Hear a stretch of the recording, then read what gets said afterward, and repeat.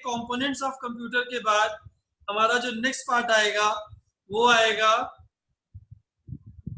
कि computer system जो हमारा होता है वो बेसिकली 3 पार्ट में डिवाइड होता है। बहुत ध्यान से समझिएगा, जो इंपॉर्टेंट पॉइंट लगेगा वो नोट भी करिएगा। ठीक है, 3 पार्ट में डिवाइड करते हैं। पहला पार्ट हमारा इनपुट यूनिट होता है, दूसरा हमारा सीपीयू होता है और तीसरा हमारा आउटपुट यूनिट होता है। बेसिकली कल हम लोगों ने इस पे वो किया था। स्क्रीन विजुअल नहीं हो रही है क्या?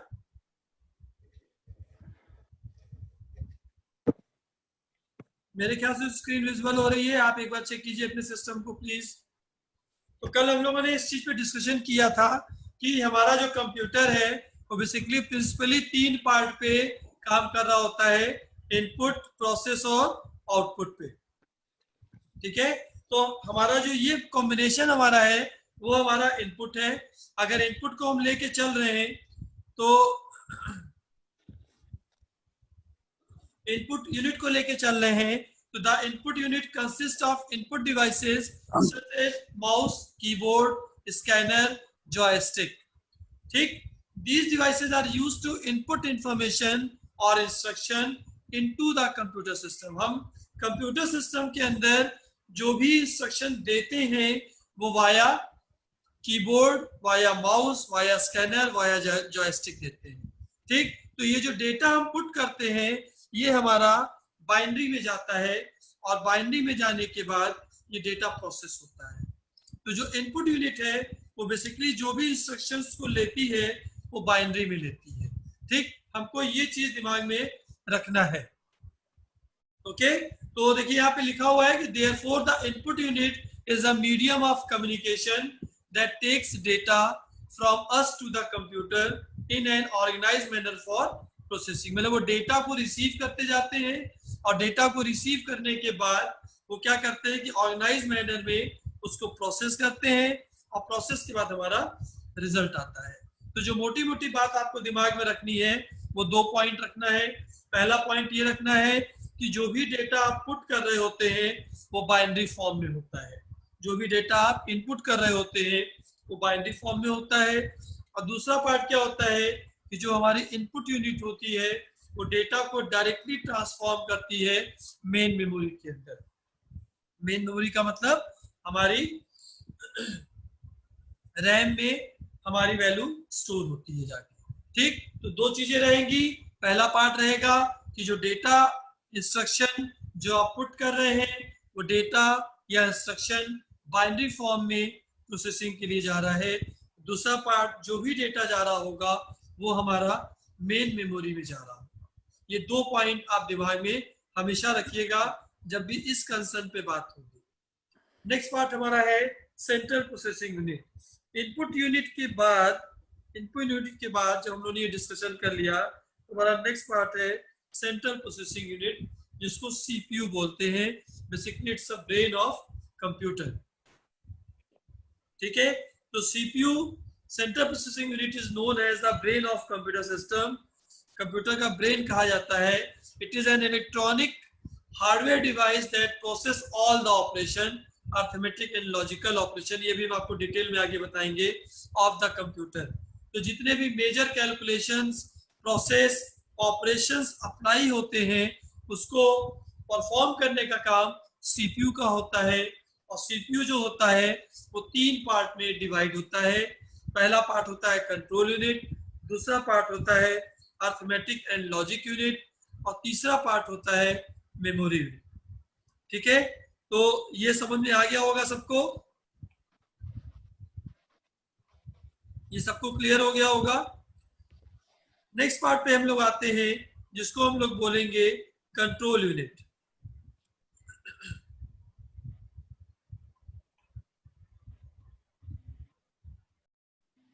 कंट्रोल यूनिट, तो कंट्रोल यूनिट क्या हुआ कि कंट्रोल यूनिट को हम लोग ऐसे समझेंगे कि कंट्रोल यूनिट को हम लोग ऐसे समझेंगे कि इसको एक ऐसे समझिए कि as the name suggests, the control unit of a CPU controls all the activities and operations of the computer. It is also responsible for controlling input, output, memory and other devices connected to the CPU, connected to the CPU. ठीक, तो जितना भी हमारा input output channel होता है, जितनी भी हमारी डेटा मेमोरी में जानी होती है, वो मेमोरी किसी भी फॉर्म में हो, ठीक, और जो डेटा हमारा सीपीयू से कनेक्टेड होता है, ये सारा पार्ट को हैंडल करने का काम कंट्रोल यूनिट करता है। ड्यूटी जो है वो कंट्रोल यूनिट की है कि वो इसको परफॉर्म करती है। ठीक है, तो इन्होंने एक लाइन बोली है कि the control unit acts like the supervisor which determine the sequence on which computer programs and instructions are executed. तो ये एक सुपरवाइजर की तरह काम करता है। ठीक, ये इंस्ट्रक्शंस को फॉलो करता है कि कौन सा डेटा कब और कहाँ जाना है। तो ये सारा पार्ट कंट्रोल यूनिट परफॉर्म कर रहा होता है। जैसे कल हमने आपको ये बताया था कि जैसे हमारी बॉडी है, तो बॉडी में हमारी एक कंट्रोल यूनिट होती है। ठीक है, कि अगर हम रोड क्रॉस कर रहे हैं और सामने से हमको बस या ट्रक आती हुई दिख जाती है, तो हम ऑटोमेटिकली पीछे हो जाते हैं। ठीक, तो ये इंस्ट्रक्शन हमारी बॉडी में कहीं ना कहीं से आता है, जिससे हम अपने कदम को पीछे खींच लेते हैं।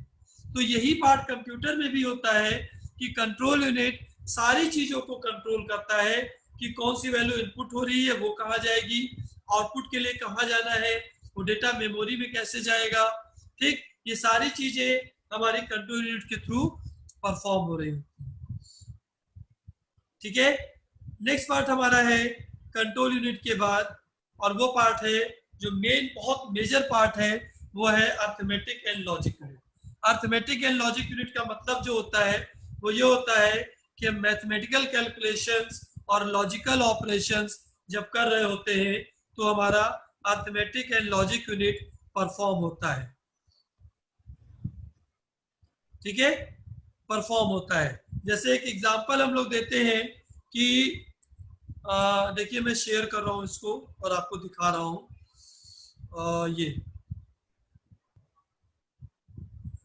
ये सबको विजुअल हो रहा होगा। यस सर, विजुअल हो रहा होगा। तो यहाँ पे हम एक छोटी सी चीज देख रहे हैं कि कैसे कंप्यूटर हमारा वर्क करता है।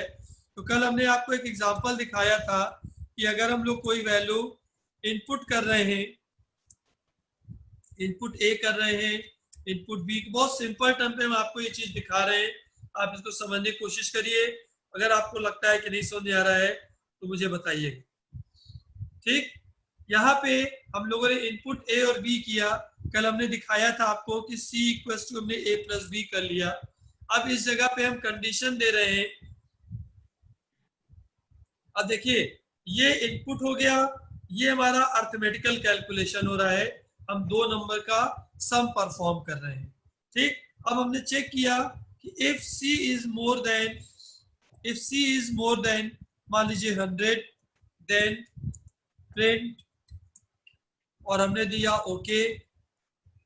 ठीक, और एल्स हमने दिया नॉट ओके। एक बहुत छोटी सी हम आपके सामने कोडिंग कर रहे हैं। कोडिंग में क्या हो रहा है कि हमको एक्चुअल में ये समझ में आएगा कि जो हमारा अर्थमेटिकल एंड लॉजिकल ऑपरेशन होता है वो वर्क कैसे करता है। तो देखिए इनपुट यूनिट के थ्रू हमने ए और बी की वैल्यू दी, उसके बाद हमने अर्थमेटिकल कैलकुलेशन किया, ए और बी का सम किया। अब हमने लॉजिकल ऑपरेशन अप्लाई किया। इफ जो हमारा है वो लॉजिकल ऑपरेशन के लिए हम लोग यूज करते हैं। तो हमने कंडीशन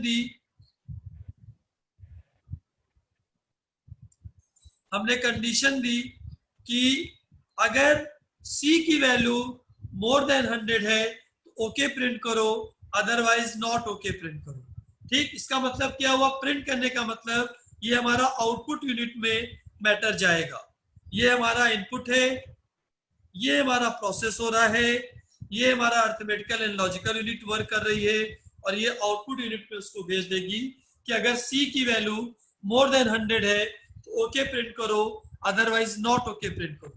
ठीक, अब अगर इसको हम ठीक से समझ रहे हैं तो हमारा क्या है कि जो अर्थमेटिकल एंड लॉजिकल यूनिट है वो हमको क्या बता रही है कि आप मैथमेटिकल कैलकुलेशन करिए और साथ ही साथ लॉजिकल कैलकुलेशन कीजिए।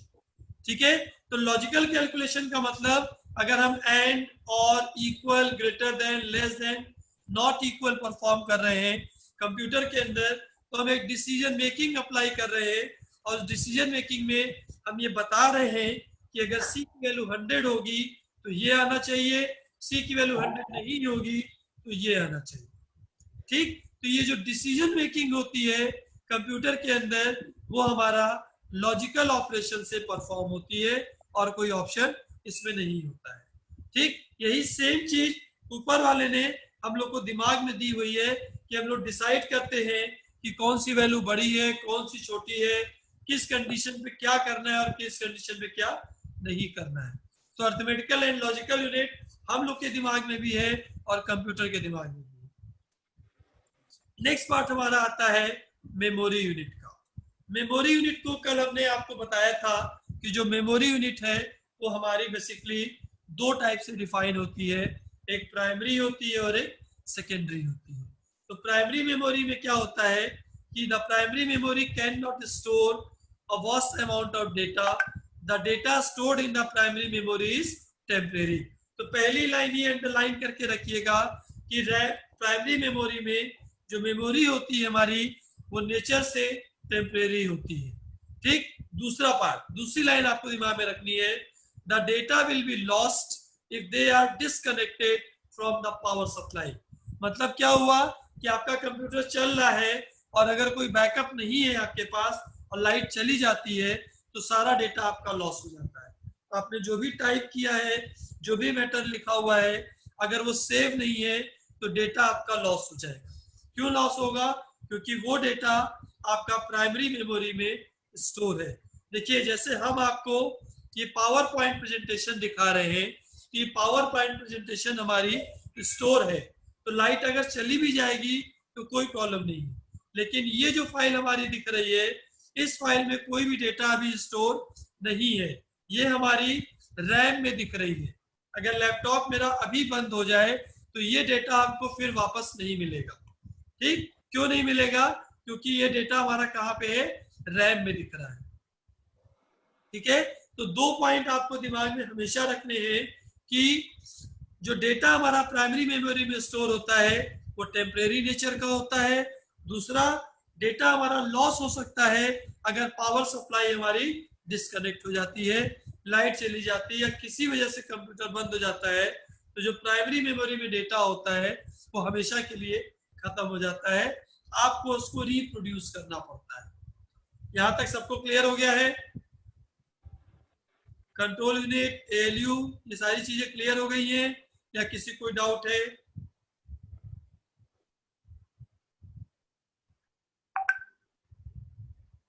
किसी क्या कोई डाउट है? ये लोग आगे चले।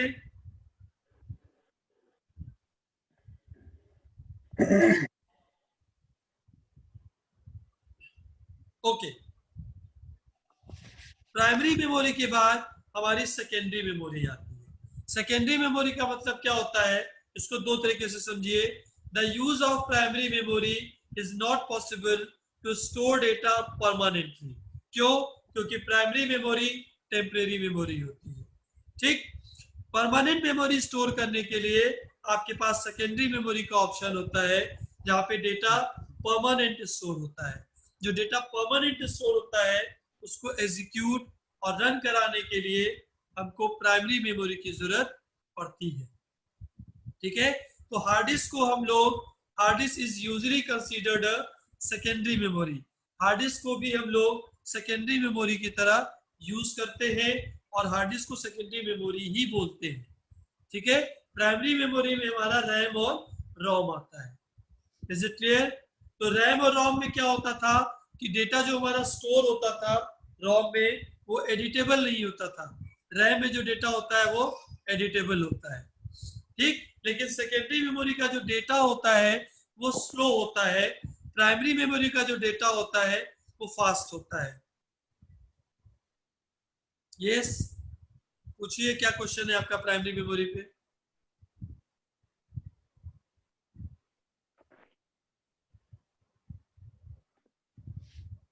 अच्छा, हेलो सर, मेरी आवाज आ रही है? हाँ जी।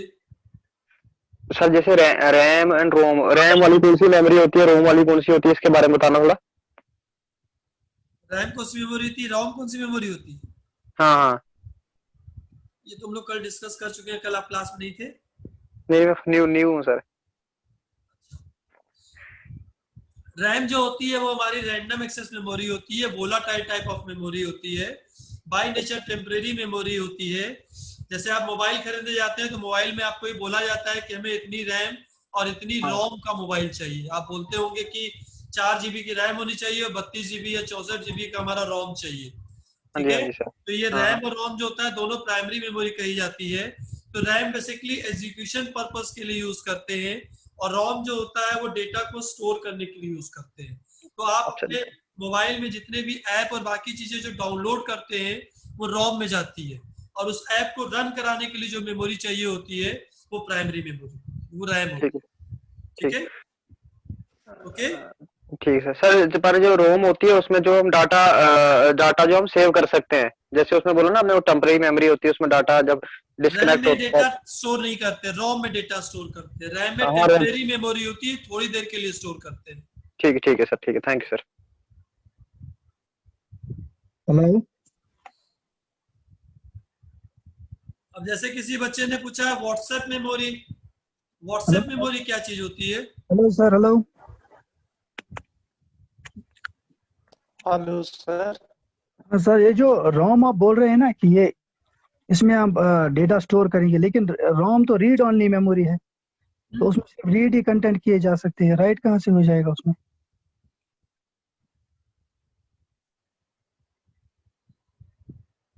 Hello sir. हाँ बोलिए। सर ये जो व्हाट्सएप में जो मेमोरी होती है ना सर, हम चैट करते हैं सर, वो उसमें जो मेमोरी होती है सर, वो कौन सी मेमोरी होती है, प्राइमरी या सेकेंडरी सर? व्हाट्सएप पे जो डेटा स्टोर होता है वो तो क्लाउड पे स्टोर होता है। सर हम उसको जो मेमोरी है ना, जितना भी हम चाहे मोबाइल में हम कुछ सेव करते हैं या कुछ लिखते हैं, तो वो कौन सी मेमोरी होती है वो सर? हम उसको डेटा आपका कौन क्लाउड पे सी स्टोर मेमोरी होता है, मतलब उसको आप नाम देंगे? सेकेंडरी मेमोरी कह सकते हैं, वो रैम और रोम पे नहीं जाता।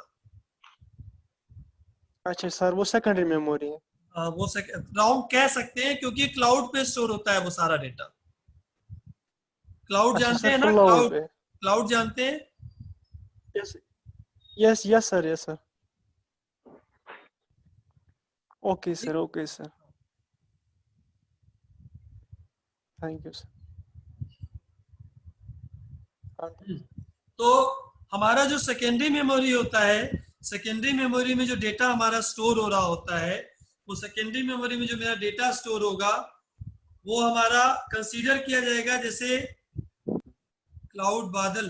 अच्छा, वो हमारा कंसीडर किया जाएगा कि जहां पे हम डेटा को परमानेंटली स्टोर कर रहे हैं। जैसे आपकी जो हार्ड डिस्क होती है, या जैसे आपके मोबाइल में जो मेमोरी कार्ड होता है जिसमें आप डेटा को स्टोर कर रहे होते हैं, मेमोरी कार्ड को हम सेकेंडरी मेमोरी नहीं बोलेंगे, लेकिन एक एग्जांपल आप सेट कर सकते हैं कि डेटा आपका वहां पे परमानेंटली स्टोर हो रहा होता है। ठीक, और दूसरी चीज क्या होती है कि वो सीपीयू से डायरेक्ट कनेक्टेड नहीं होता है, वो इनपुट आउटपुट चैनल के थ्रू कनेक्ट होता है, वो आईओ चैनल के थ्रू कनेक्ट होता है। जबकि जो हमारी रैम होती है, जो रोम होता है, वो सीपीयू की साइकिल के साथ चलता है, वो सीपीयू के साथ चलता है। ठीक है, जब आगे आप लोग रैम के पार्ट पढ़ेंगे तो आपको थोड़ी सी चीजें हम समझाएंगे, बहुत डिटेल में नहीं जाना है आपके कोर्स के हिसाब से। लेकिन होता क्या है कि रैम और ROM no sir, no CPU sir. के साथ चलता है, जबकि जो रोम होता है, सॉरी, जो सेकेंडरी मेमोरी होती है वो इनपुट आउटपुट साइकिल के साथ चलती है। ठीक है, ये सबको क्लियर हो गया? यस सर, हम ऐसे कह सकते हैं जो मेमोरी होती है जो सेव रहती है, जिसका हम बाद में भी फायदा उठा सकते हैं, जो आपकी वो आवाज सेकंड कट वाली रही है मेरे होती है। तक, आपकी आवाज कट रही है। जी सर। आपकी आवाज बहुत कट के आ रही है मेरे पास। जी सर, जी सर। सर मैं फिर मैसेज ही करता हूँ सर। हाँ, ठीक है। तो सेकेंडरी मेमोरी सर सबको कंटिन्यू क्लियर करें। हो गया है या कोई डाउट है? नो बहुत सर, क्लियर इट्स है। Secondary okay sir. Memory, sir it's continue. So proceed.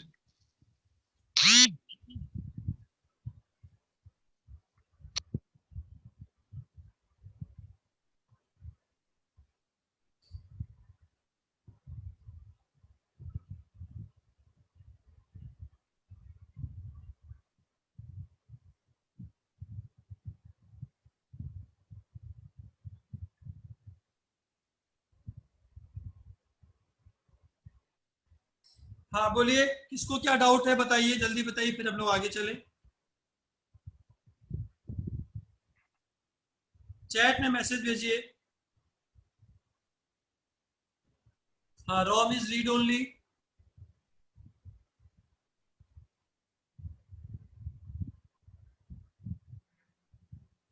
Hello ROM sir. Is read only का मतलब ये है कि आप डेटा को रीड कर सकते हैं, आप डेटा को राइट नहीं कर सकते। Sir are you listening me sir? Hmm, hello. हाँ बताइए। जी सर, हम ऐसे कह सकते हैं ये जो सेकेंडरी मेमोरी है सर, हम इस मेमोरी में जितना भी सारा हम डाटा सेव करते हैं इसका हम इस्तेमाल फ्यूचर में भी कर सकते हैं सर, है ना सर?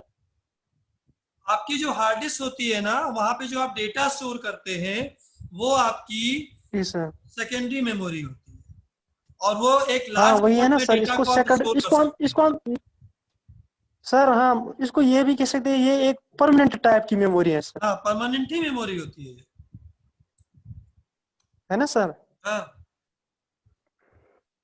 परमानेंट। ये मेमोरी परमानेंट ही होती है आपकी। भाई आप अगर अपना हाँ मोबाइल इसमें यूज कर रहे परमानेंट हैं स्टोर। तो मोबाइल में एक यस सर। लिमिटेड रोम और लिमिटेड रैम होती है। रोम में आपकी एप्लीकेशन स्टोर यस सर। होती है, ठीक है।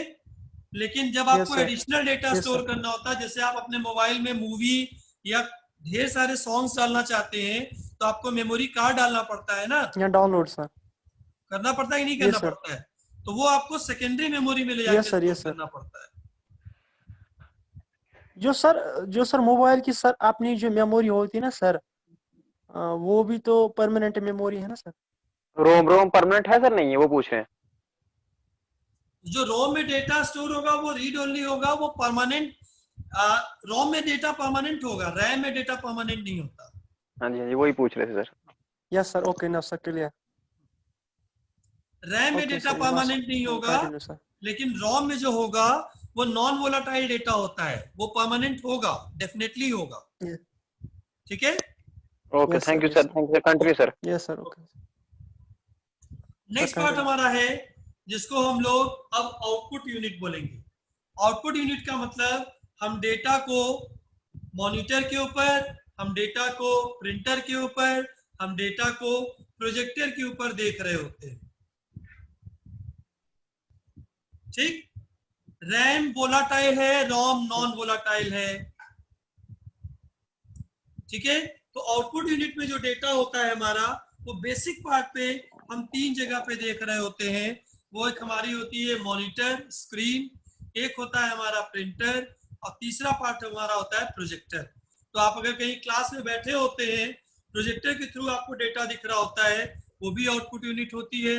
आप मॉनिटर में देख रहे होते हैं तो भी आउटपुट यूनिट होती है, और अगर आप प्रिंटर के फॉर्म में देख रहे होते हैं तो भी आउटपुट यूनिट होती है। ठीक। इसमें दो पॉइंट आपको दिमाग में रखने हैं कि the output unit accept the data और information in binary form from the main memory of the computer system. पहली चीज ये दिमाग में रखनी है। दूसरा, बाइनरी डेटा को ह्यूमन रीडेबल फॉर्म में ये दिखाता है। अब एक छोटा सा एग्जांपल अगर हम लोग देखना चाहें तो कैसे समझेंगे, ये देखिए, जैसे हमने ये आपको दिखाया था एक पार्ट, एक छोटा सा एग्जांपल हम आपको सेट कर रहे हैं। आप देखिए, थोड़ा समझिए कि कैसे आपको प्रिंटर पे आउटपुट मिल रहा होता है। जैसे मान लीजिए कि हमने दिया 100, उसके बाद हमने फिर दिया 100। ध्यान से समझिएगा।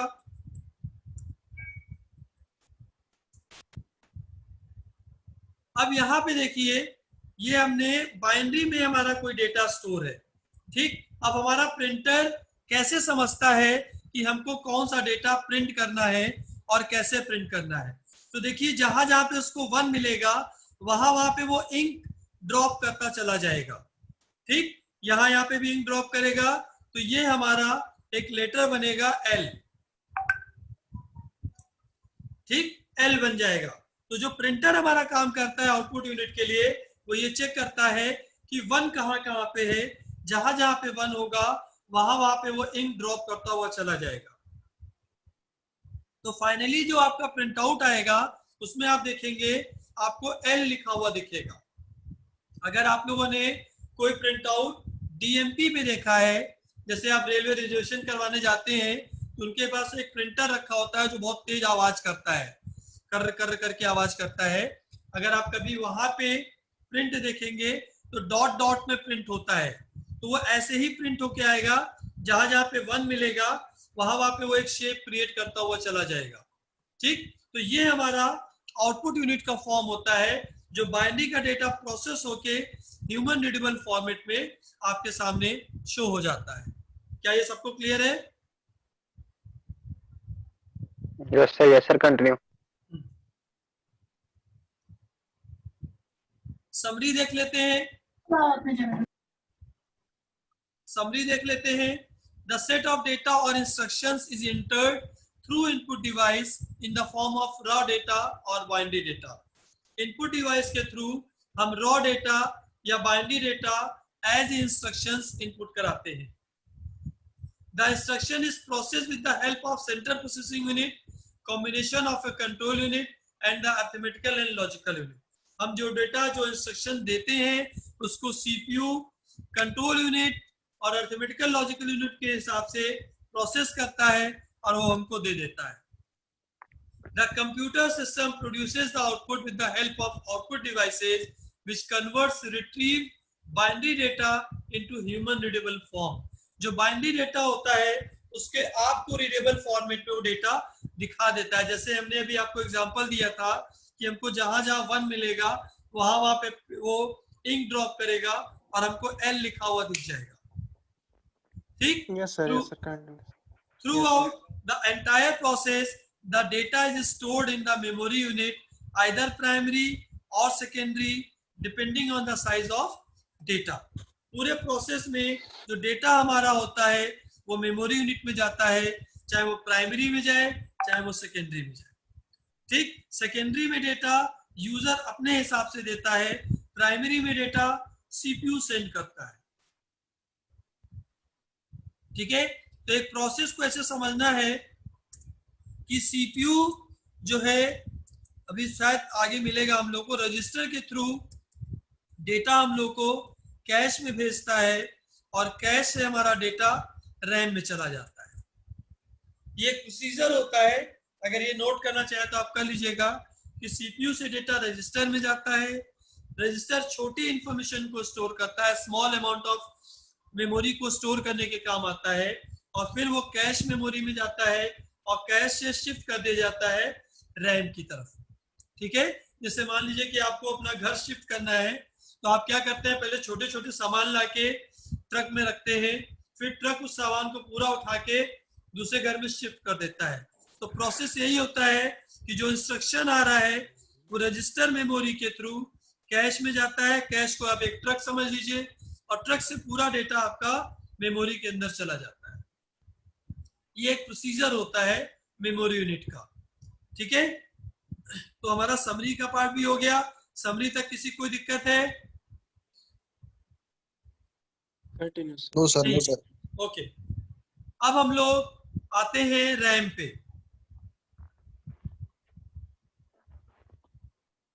अब हम लोग आते हैं रैम पे। रैम को थोड़ा ध्यान से देखते हैं। It is a volatile memory, it means it does not store data और इंस्ट्रक्शंस परमानेंटली। ठीक, ये डेटा को परमानेंटली स्टोर नहीं करता है। It is read write memory which stores data till the machine is working. जब तक मशीन काम कर रही है तब तक वो रीडिंग और राइटिंग ऑपरेशन अप्लाई करेगा। When you switch on the computer and perform some task, the data, जैसे हम स्विच ऑफ करेंगे वैसे ही वो डेटा हमारा चला जाएगा। ठीक, instructions from the hard disk are stored in RAM. अगर हम हार्ड डिस्क से भी कोई इंस्ट्रक्शन दे रहे होते हैं तो भी वो डेटा रैम की तरफ जाता है और फिर प्रोसेस करता है। ठीक, CPU utilizes this data to perform the required task. As soon as you shut down the computer, the RAM loses all the data. ये कंसेप्ट हम बहुत देर से आपको समझा रहे हैं रैम में, कि जैसे सिस्टम हमारा बंद होगा वैसे ही सारा डेटा हमारा चला जाएगा। अब हम लोग कैटेगरी देखते हैं रैम में, हमको इसमें डिटेल में नहीं जाना है। Sir, sir, give one example regarding RAM. आवाज नहीं आ रही है आपकी। रैंडम का मतलब, रैंडम एक्सेस का मतलब क्या होता है कि हमारा जो डेटा स्टैक में अगर स्टोर है तो वो रैंडमली रीड करता है, मतलब वो लाइन बाय लाइन रीड नहीं करता है, रैंडमली रीड करता है, पॉइंटर्स वहां पे पहुंचाता है जो डेटा हमको रिक्वायर्ड होता है और उसके ऊपर काम कर रहा होता है। सीक्वेंसली करेंगे तो बहुत टाइम लगेगा डेटा को रिट्रीव करने में, फेच करने में। ठीक है, जैसे मान लीजिए कि हमको इस डेटा के ऊपर जाना है, तो एक तरीका ये हुआ कि आप लाइन बाय लाइन चलते जाइए और फिर इस डेटा को रीड कीजिए, तो बहुत टाइम लेगा। हमने क्या किया कि रैंडम एक्सेस मेमोरी क्रिएट की, तो जैसे पॉइंटर उसको मिलता है वो डायरेक्ट उस जगह पे पहुंचता है और आपको डेटा रिट्रीव करके दे देता है, इसलिए इसको रैंडम बोलते हैं। ठीक, क्योंकि लाइन बाय लाइन में 100% टाइम लगेगा। जैसे मान लीजिए कि किसी बोर्ड का रिजल्ट आया, किसी भी बोर्ड का रिजल्ट आया, मान लीजिए 6 लाख बच्चे वहां पे अपीयर हुए। अब 6 लाख बच्चों का अगर रिजल्ट हमको देना है तो हम डेटा को सीक्वेंसली देखेंगे कि रैंडमली देखेंगे? अगर हम सीक्वेंसली देखेंगे तो 6 लाख डेटा हर बार वो रीड करेगा, जितनी बार वो बच्चा अपना रोल नंबर पुट करेगा, पूरे 6 लाख डेटा रीड करेगा। और रैंडम कर देंगे तो फायदा क्या होगा कि सीधे उस रोल नंबर पे पहुंचेगा और आपको रिजल्ट प्रोड्यूस कर देगा। तो आपके हिसाब से बेटर क्या है, सीक्वेंसली या रैंडमली? रैंडमली। रैंडमली, ठीक है, इसलिए रैंडम वर्ड यूज किया गया है। अब हम लोग कैटेगराइजेशन पे आते हैं। कैटेगराइजेशन में डिटेल में नहीं जाना है, वो सीएस का पार्ट है, लेकिन समझना जरूरी है। डी रैम हमारा होता है, डायनेमिक रैम होता है। Dynamic memory must be constantly refreshed और it loses it contents, this type of memory is more economical. ठीक, रिफ्रेश डायनेमिकली रिफ्रेश होता रहता है, तो जितनी बार रिफ्रेश होगा उतना ज्यादा टाइम लेता है। ठीक है, लेकिन ये सस्ती होती है डी रैम, अब इस समय नहीं मिलती, पुराने टाइम पे मिलती थी। ये बार बार डायनेमिकली रिफ्रेश हो रही होती है, मतलब हर प्रोसेस को करने से पहले ये रिफ्रेश होती थी और रिफ्रेश होने के बाद फिर डेटा को फेच करती थी। ठीक, एस रैम जो होती है वो फास्टर होती है। ठीक, एस रैम फास्टर होती है, सिंक्रोनस होती है। तो सिंक्रोनस का जो सेंस बनता है, मतलब सिंक्रोनस को ऐसे मोटा मोटा समझिएगा S RAM S D RAM में, कि सिंक्रोनस का मतलब होता है कि ये सीपीयू के साथ नहीं चलते, सीपीयू अलग चल रहा होता है और एस रैम अलग चल रही होती है। ठीक है, तो जो रिफ्रेशमेंट होता है वो अलग अलग होता है, मतलब रैम तब बेहतर हो जाती है जब वो सीपीयू के साथ वर्क कर रही होती है, क्योंकि साइकिलिंग अच्छी हो जाती है तब। ठीक, देखिए यहाँ पे लिखा हुआ है type of D RAM that can run at much higher clock speed. ठीक है, तो क्लॉक स्पीड का मतलब सीपीयू क्लॉक स्पीड से मतलब है। स्क्रीन नहीं दिख रही है क्या? दिख रही है नो सर। सर, दिख रही है सर। अच्छा, सर दिख रही है। ओके ओके, तो ये कंसेप्ट समझ में आ गया, D RAM, S RAM and S D RAM. D RAM का मतलब हर बार हमारी मेमोरी रिफ्रेश होगी, ये दिमाग में रखिएगा, सिर्फ एक line. Dynamic memory must be constantly refreshed. ठीक, एस रैम जो होता है वो फास्टर होता है। सर आज क्या जो आज की कंप्यूटर है उनमें कौन सी रैम चल रही है? अब इस समय तो आपकी DDR4 प्लस चल रही होगी। मतलब कि सर वो टाइप ऑफ एस रैम है? हाँ, मतलब कि सर वो भी एस रैम है, डी रैम नहीं है? नहीं डी रैम नहीं है, अब सब आगे बढ़ गया, एसडी रैम से भी ऊपर जा चुके हैं हम लोग। अच्छा, ओके सर। ठीक है, तो वो डीडीआर में है। डीडीआर में पहले DDR1 आया, 2 आया, 3 आया, 4 आया, 6 आया, तो वो टेक्नोलॉजी है रोज बदल रही है, रोज बदल रही है। लेकिन ये कि अब कोशिश ये हो रही है कि जितनी भी रैम हमारी आ रही है उसकी स्पीड फास्ट करते जा रहे हैं। ठीक है, तो DDR2 का मतलब 2 टाइम्स, 3 का मतलब 3 टाइम्स, 4 का मतलब 4 टाइम्स स्पीड बढ़ा रहे हैं। ये क्लियर हो गई बात? Yes sir, yes sir.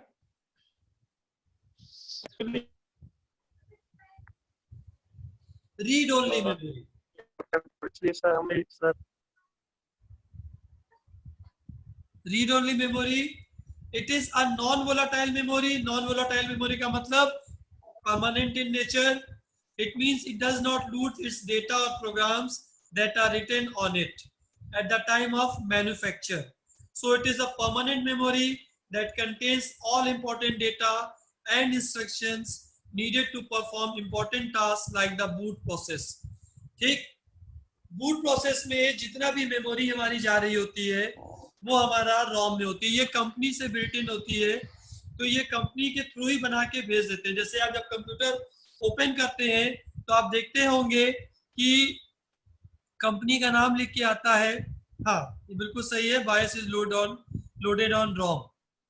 ठीक, तो कंपनी का नाम लिख के आता है, नीचे इंस्ट्रक्शन आ रहे होते हैं। अगर आप कभी कंप्यूटर के बायस में गए होंगे तो बायस में जितना भी इंफॉर्मेशन होता है, जितना भी डेटा होता है, वो रोम में होता है। ठीक है, तो रोम में क्या होता है कि एक एक को पढ़ेंगे तो थोड़ा थोड़ा समझ में आएगा आपको। जैसे रोम में एक पार्ट है PROM, programmable read only memory, maintains large storage media but cannot offer the erase features in ROM। एक बार जो बना के उन्होंने भेज दिया उसमें कोई भी चेंजेस आप अप्लाई नहीं कर सकते हैं। ठीक, erasable programmable read only memory designed for recover the problem of PROM and ROM। users can delete the data of EPROM through pass on ultraviolet light and it erases chip is reprogram. मतलब EPROM जब आया तो EPROM में आप data को remove कर सकते थे थ्रू अल्ट्रावायलेट लाइट, आप कर सकते थे और उसको फिर से रीप्रोग्राम कर सकते थे। PROM में क्या होता था कि आप प्रोग्राम को इरेज नहीं कर सकते थे, जो आपके पास आया है आप उसी के ऊपर काम करेंगे, अदरवाइज आपको पूरा जो है चेंज करना पड़ेगा।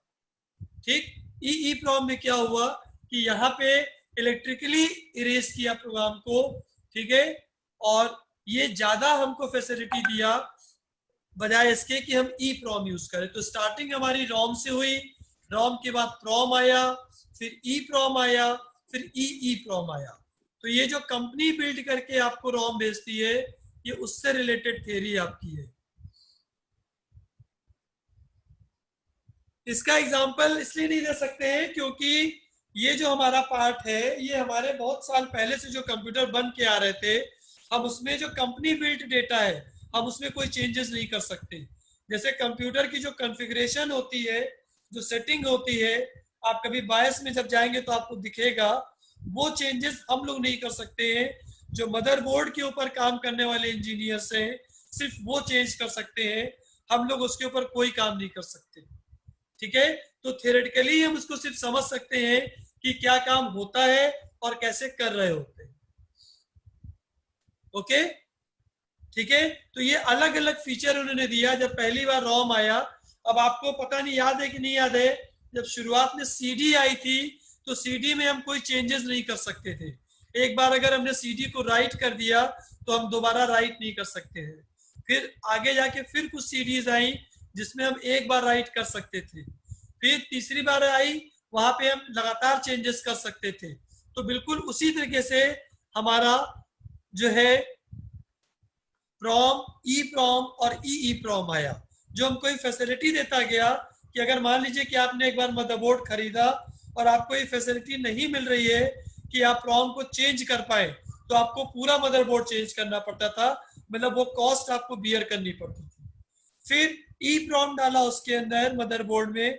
अगर EPROM हमारा एक बार इरेज हो सकता था, हम एक बार इरेज कर लिए तो दूसरी बार फिर तीसरी बार नहीं कर सकते थे, सिर्फ एक बार का ऑप्शन था। EEPROM में हम चेंज कर सकते हैं, मतलब हम कंटिन्यूसली उस मदरबोर्ड का यूज कर सकते हैं, उस मदरबोर्ड में जो रोम पड़ी हुई है हम उसका यूज कर सकते हैं। ये तीनों ऑप्शन क्लियर हो गए?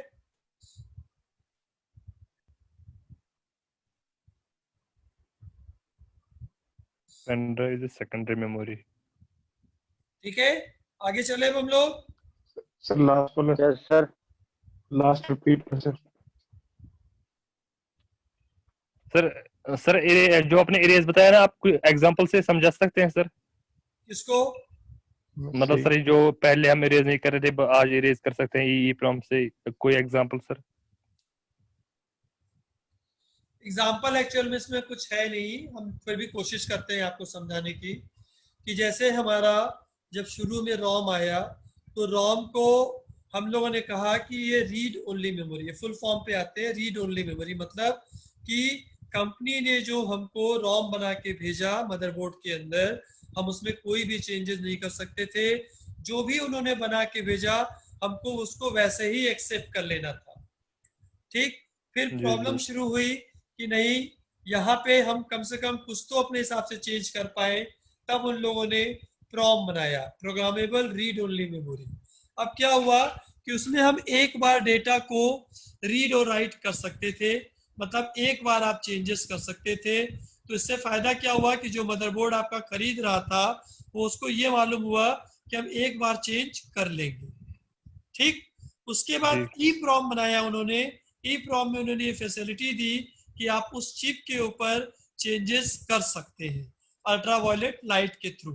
ठीक, तो जो उसके इंजीनियर थे अल्ट्रावायलेट लाइट के थ्रू उसको इरेज करके दूसरा प्रोग्राम उसके अंदर डाल सकते थे।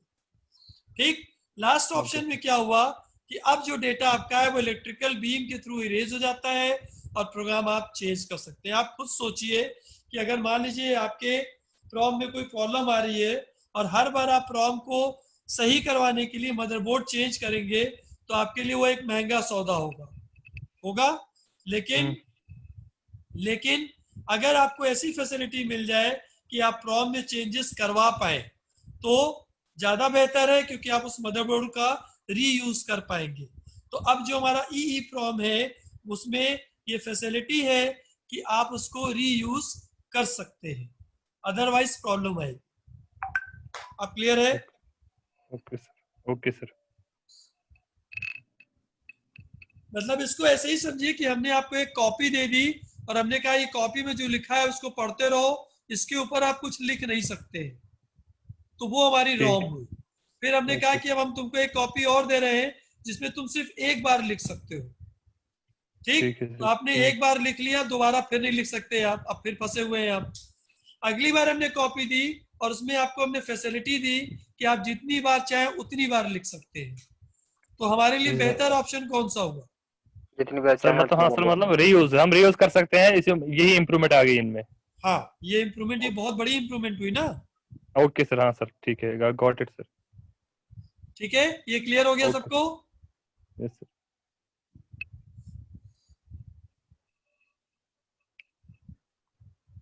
Yes sir, proceed. हाँ,